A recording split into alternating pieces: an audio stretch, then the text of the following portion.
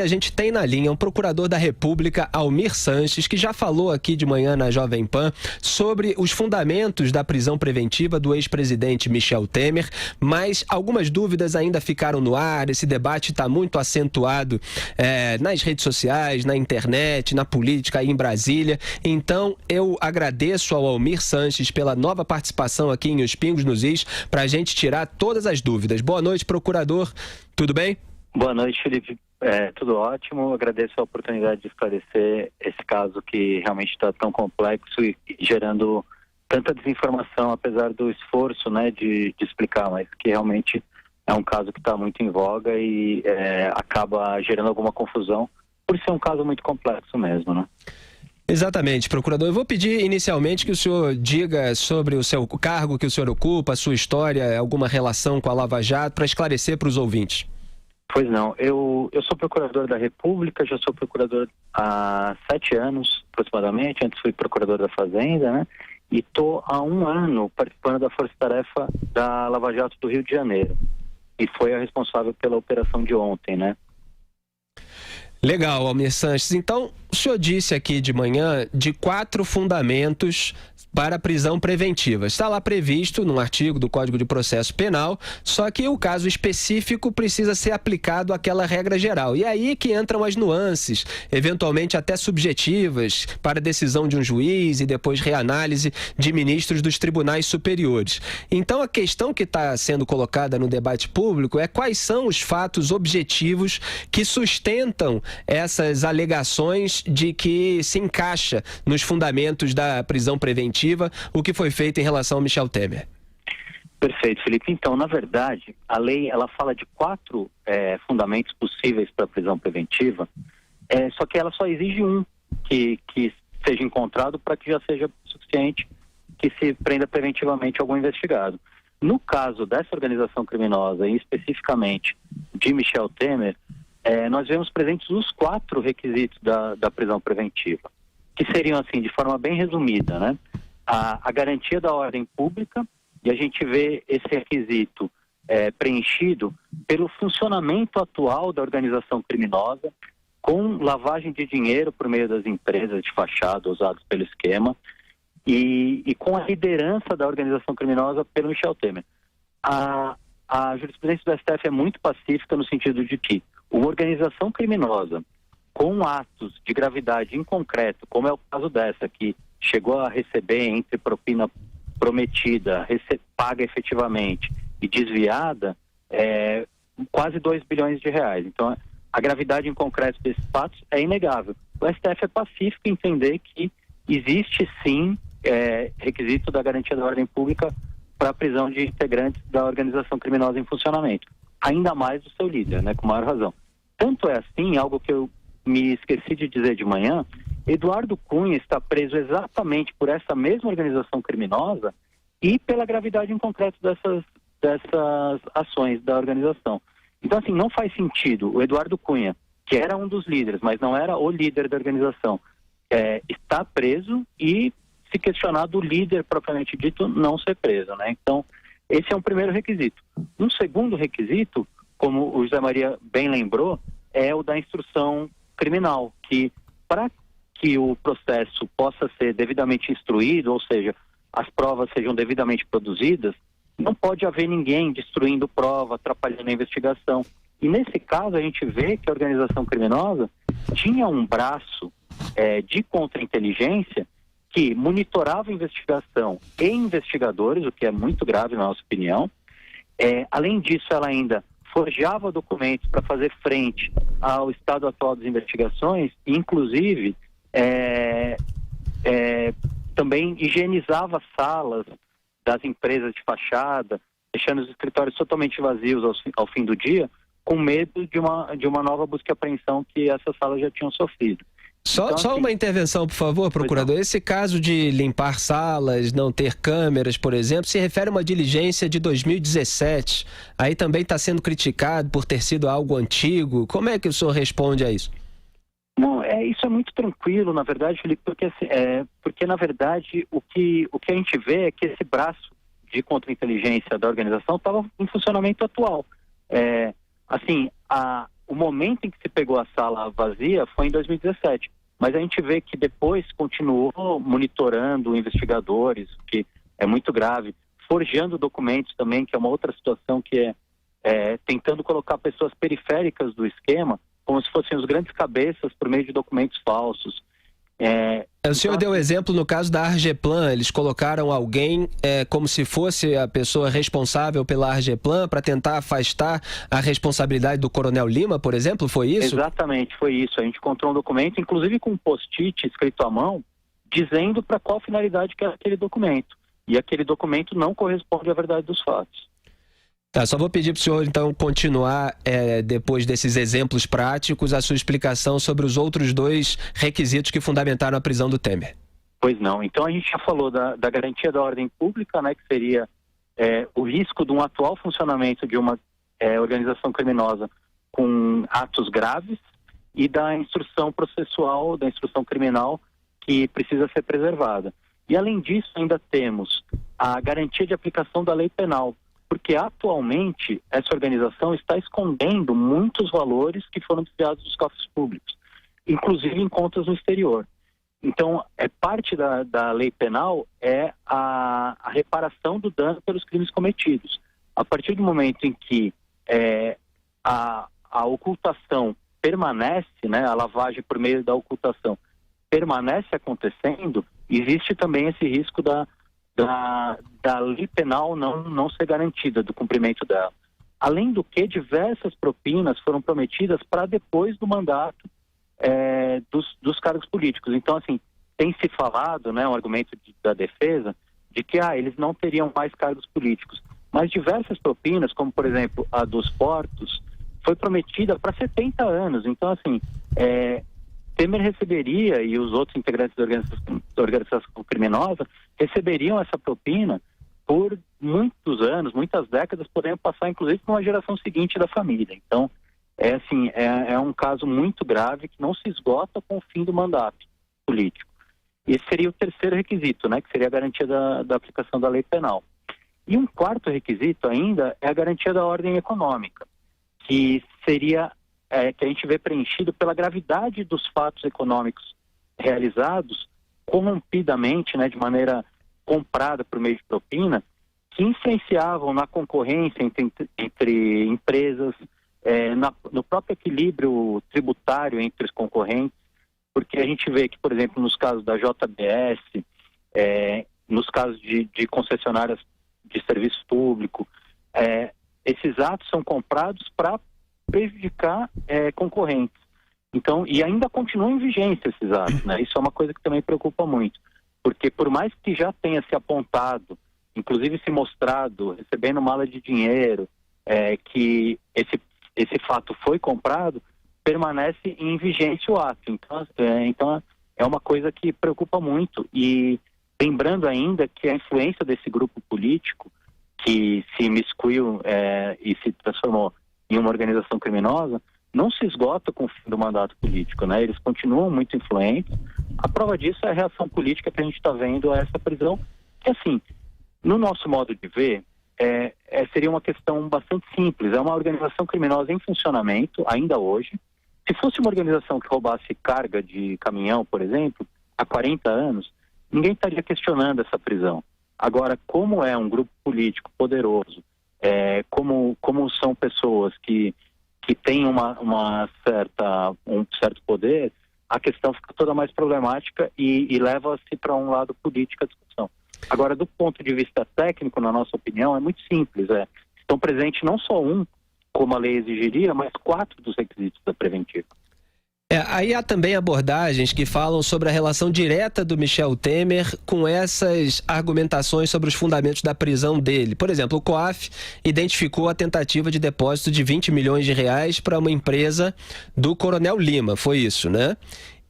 E a argumentação do Ministério Público Federal é de que o Michel Temer é líder da organização criminosa. Aí como é que se reforça esse elo para que essa tentativa de depósito também fundamente a prisão do Temer? Porque as pessoas ficam achando que não é um vínculo direto, logo não haveria necessidade de o ex-presidente ser preso. Entendo. Então, a gente vê diversas... a nossa peça, o nosso pedido cautelar, ele tem 400 páginas e em boa parte dele a gente mostra esse vínculo, né, que é um vínculo que dura décadas já, e a gente vê como as empresas administradas pelo Coronel Lima, na verdade, eram empresas de fachada, e o próprio Coronel Lima era um laranja, né, um termo que está bastante em voga hoje, mas seria um testa de ferro, para o Michel Temer receber recursos ilícitos. Então, assim, a gente pode pegar muitos exemplos disso ao longo do tempo, inclusive a gente traz esse exemplo na nossa peça. Para a gente ficar só em um, né, que é um caso bastante concreto, a gente vê que, por exemplo, a Argeplan, que é exatamente essa empresa que você mencionou, que teve essa tentativa de depósito de 20 milhões de reais, ela pagou a reforma da casa da filha do Michel Temer, da senhora Maristela Temer. Então, assim, é um vínculo muito claro que, assim, a empresa que recebe da Eletronuclear como sócia da AF Consult naquele contrato que a gente está investigando propriamente, ela paga a reforma da casa da filha do Michel Temer. É uma maneira do dinheiro que entra por meio de uma empresa de fachada voltar para a família, né? Ou seja, para o círculo patrimonial familiar do líder da organização criminosa, que seria Michel Temer.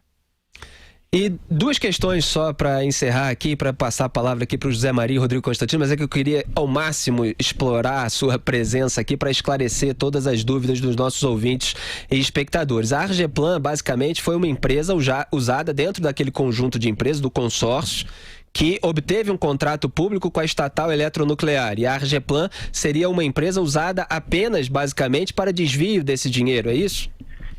Perfeito, Felipe, porque assim, a gente vê que o contrato da Eletronuclear com a AF Consult, que seria uma empresa, que é uma empresa finlandesa, né, é um contrato altamente complexo de construção de uma usina nuclear, né? Eu acho que não consigo pensar em nada mais complexo do que isso.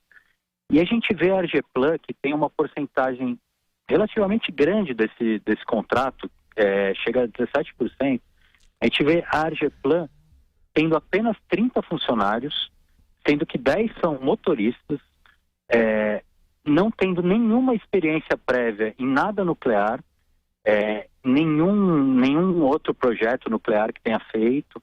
Então, assim, claramente se trata de um meio apenas de recebimento de propina por dentro, como a gente fala, né? Porque pode ser um recebimento por fora de um dinheiro frio que seria entregue em espécie, por exemplo, ou um dinheiro por dentro já de uma empresa que teoricamente está quente, mas depois precisa ser reintegrado no patrimônio do agente público corrupto, né? Procurador, foi contabilizado aqui o uso do verbo parecer 19 vezes na decisão do juiz Marcelo Bretas, de 46 páginas, de mandar prender o Temer. Mas esse verbo que indica dúvida ou incerteza, ele não está diretamente relacionado às provas das quais o Ministério Público Federal tem certeza para fundamentarem a prisão preventiva do Michel Temer. Eu faço essa pergunta para o senhor e esclareço para os ouvintes que Michel Temer foi preso preventivamente, o que é diferente de ser condenado em segunda instância. Então, sobre vários fatos que estão apontados nessa decisão do juiz Marcelo Bretas, isso ainda vai haver investigação, ainda vai haver processo, ainda vai haver eventual condenação ou absolvição. Então, diga lá, por favor, procurador Almir Sanches. Eu acredito, Felipe, que essa é uma questão mais de estilística, na verdade, né? Muito usada, inclusive, juridicamente, do que uma questão propriamente de conteúdo, né, da decisão. O que a gente vê também é assim, a decisão cautelar, ela é uma decisão, a lei exige certeza da materialidade do crime e indícios da autoria. Ou seja, o crime tem que ter acontecido, e isso está mais que provado na nossa cautelar, e além disso tem que haver indícios da autoria, de quem fez o crime, tem que haver algum apontamento de quem fez o crime. Também está muito bem apontado quem cometeu os crimes na cautelar. Agora, lógico, não é um juízo definitivo ainda, por isso que é uma prisão provisória, né? Uma prisão preventiva ainda. Nós estamos a todo o vapor analisando as provas colhidas nas buscas e apreensões, nos celulares retidos, nos depoimentos hoje prestados, e com base nisso vamos ver se é o caso de denunciar ou não. está muito robusta a prova no sentido da denúncia. Então, não há muita dúvida de que vai acontecer uma denúncia. A questão é só quanto mais vai conseguir ainda se extrair dessas novas provas colhidas, né? Certo. Rodrigo Constantino, diretamente dos Estados Unidos, tem uma pergunta. Diga lá, Rodrigo. Eu não tenho a pretensão de conhecer a fundo o juridiquês, eu não sou advogado e não tenho também o conhecimento específico da área, mas conversei com juízes, conversei com advogados, inclusive há pouco tempo foi publicado aí, ainda hoje, no Instituto Liberal, fazendo só o disclaimer que eu sou presidente do conselho, um texto de um advogado, o advogado Leonardo Correia, usando termos fortes, falando em Estado policialesco, caminho da servidão, totalitarismo, que a Constituição teria sido desrespeitada e todo indivíduo tem direito a prerrogativas. As perguntas que eu tenho são basicamente ligadas a isso. Uma, o Felipe já abordou, a linguagem. Esse juiz federal com quem eu conversei, ele inclusive dá curso, já deu cursos para concurso e tudo, e ele disse que a terminologia utilizada em excesso no despacho feito não seria recomendável para concursos. Ele diz que ali há muita especulação presente, muitas ilações, suposições. O senhor comparou com a prisão de uma quadrilha de roubo de carga, por exemplo, mas nós estamos falando, afinal de contas, de um ex-presidente da República e num momento delicado político, né? Então, a comparação com o caso do ex-presidente Lula também vem à tona. O ex-presidente Lula foi preso após trânsito em segunda instância, julgado, condenado, provas. Como o senhor mesmo colocou, vamos ver se vai haver uma denúncia. Tudo indica que vai haver uma denúncia. A minha questão, até para ser uma voz um pouco mais dissonante aqui do programa, né, se não há, de fato, um excesso. Eu não vou cair no alarmismo de Estado policialesco ou de achar que qualquer um amanhã pode acordar e ser preso do nada, né? Eu acho que, obviamente, a gente sabe de quem está se falando aqui, né? Da turma do MDB, dos velhos caciques da política, a gente sabe. Mas preocupado com o devido processo legal, com o Estado de Direito e com a questão do efeito político que pode ficar para depois, a pergunta é se realmente não há aí uma análise após essa reação, não de que se mexeu com uma quadrilha poderosa, porque não foi só gente ligada a essa turma que reagiu. Foi muita gente séria. Então, a pergunta é, não há uma dúvida se houve excesso para uma prisão preventiva nesse caso? Rodrigo, a gente está muito tranquilo com relação a isso, porque os requisitos da cautelaridade, desculpa o juridiquês, mas é que é uma questão muito técnica, a gente não consegue fugir muito disso, né? E é bom que seja técnico, porque é a técnica que mostra que, na verdade, não tem nada de político, não tem nada de policialesco no caso. É, na verdade, uma decisão absolutamente pautada na lei e no procedimento legal exigido. Então, assim, todo esse esforço que eu fiz no bloco anterior para mostrar a presença de todos os requisitos da cautelaridade mostra que, na verdade, existe sim um risco à liberdade dessas pessoas que foram presas. O senhor falou que seria não um líder de uma organização criminosa, mas um ex-presidente. Na verdade, infelizmente, se trata das duas coisas nesse caso, e é o que a gente prova na nossa cautelar. Se trata, sim, de um ex-presidente, um cargo que exige todo o nosso respeito, toda a nossa deferência. Ninguém aqui tem atitudes temerárias no sentido de querer buscar uma pessoa específica. A gente só quer parar uma organização criminosa que está em funcionamento atual. E uma organização criminosa que mexeu com bilhões de reais. Então, assim, é uma organização criminosa com atos criminosos muito graves. Então, o que a gente vê é isso, os requisitos técnicos, procedimentais, no nosso modo de ver, estão absolutamente preenchidos.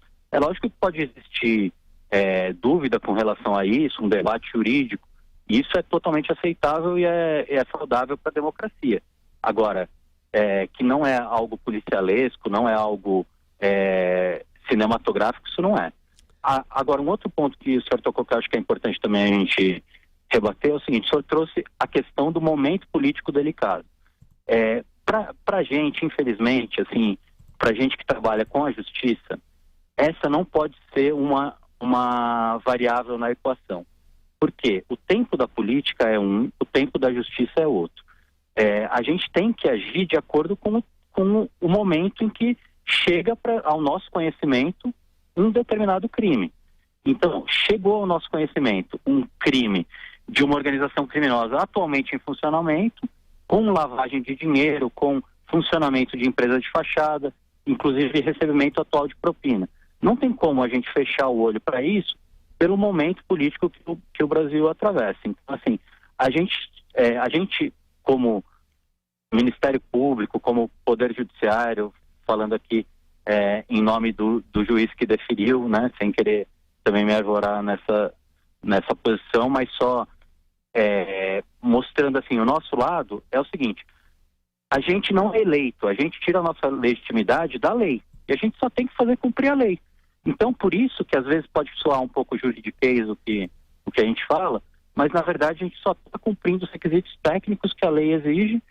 Daí todo o nosso esforço de demonstrar todo esse contexto da organização criminosa, que atua há muito tempo com uma engenharia sofisticada, complexa, e mostrando que ela ainda está em funcionamento, que essas pessoas tinham que ser presas para que exista alguma esperança de se recuperar esses valores desviados dos cofres públicos, para que esses crimes parem de acontecer atualmente, e também tem que ser presos para que a investigação possa chegar ao fim sem ter documentos falsos, sem ter nenhuma dessas situações. Então, basicamente é isso, assim, é uma questão eminentemente técnica. José Maria Trindade. Pois doutor Sanches, eu fiquei curioso para saber a reação dos senhores quando ficaram sabendo que o ministro Sérgio Moro foi avisado com antecedência de um dia sobre a prisão. E, por outro lado, também a minha curiosidade sobre a filha do presidente, Maristela, a mulher do Coronel Lima foi alvo de pedido de prisão. Por que a filha do presidente foi poupada? Na verdade, a situação começando pelo final, né? A situação das filhas é bem diferente. Por quê? Porque a filha do Almirante Otto, no nosso modo de ver do Ministério Público, ela ainda está praticando crimes de lavagem, porque foi compartilhada pela Suíça, pelos órgãos de combate à lavagem de dinheiro da Suíça, novas contas no exterior que ela teria em seu nome com as verbas angariadas pelo Almirante no posto dele na Eletronuclear. Então, isso é um novo fato que não estava antes descrito na radioatividade, porque ninguém tinha conhecimento disso, e ainda em funcionamento no sentido da modalidade de ocultação no crime de lavagem de dinheiro ainda estar acontecendo. Por isso que nós pedimos a prisão da filha do Almirante Otto e dele também. Agora, com relação a Maristela Temer, não é questão de poupá-la, é questão de entender de maneira criteriosa e técnica, ao nosso modo de ver, que ela não estava praticando atualmente um crime. Ela participou, provavelmente, de um crime que foi a reforma da casa dela com dinheiro de propina. Então, ela realmente cometeu um crime, mas, no momento atual, ela não estava praticando esse crime, como estavam os demais integrantes da organização criminosa. Então, foi esse o critério que usamos para pedir a prisão de uma e não a de outra. Procurador da República, Almir Sanches, muito obrigado pela sua participação aqui na Jovem Pan, em especial em Os Pingos nos Is. Boa noite para o senhor. Boa noite, agradeço muito a oportunidade e boa noite a todos.